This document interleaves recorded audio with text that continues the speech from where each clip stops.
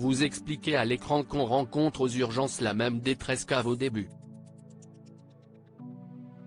Ne cesse-t-elle pas plutôt accentuer? Dr Jimmy Mohamed, ce qui cesse aggraver, si est que les patients sont plus âgés et fragiles. Et que tous atterrissent à l'hôpital. Les urgences sont le point de convergence de tous les Français. Et la nuit, ils sont encore plus vulnérables.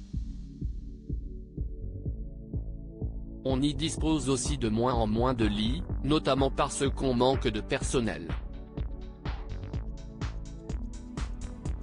Si est le reflet des problèmes de l'hôpital et du système de santé dans leur ensemble. Vos interlocuteurs disent que les attentions qu'ils ont envers ceux qu'ils prennent en charge sont au cœur de leur métier. Mais à l'hôpital, a-t-on encore le temps pour cela? Ils essaient, même s'ils l'ont de moins en moins, car cela participe aux soins.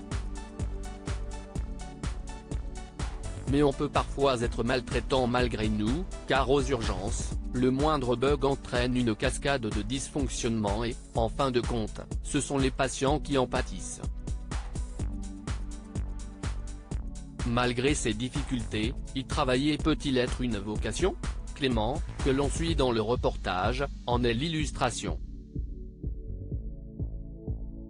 Il ne se voit nulle part ailleurs.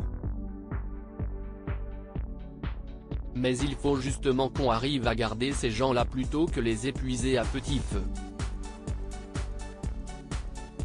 Estimez-vous que les médecins médiatiques ont une responsabilité plus grande envers les téléspectateurs? Oui, on a un devoir d'information. Pendant la Covid, on a vécu une situation difficile durant laquelle on a essayé de répondre à la demande et aux besoins. Ça a été complexe, mais si cette parole n'était pas venue de nous, elle aurait été délivrée par des personnes qui n'avaient pas la compétence pour en parler. Ça nous a appris l'humilité parce que personne n'a pu anticiper quoi que ce soit. Et tout le monde s'est planté.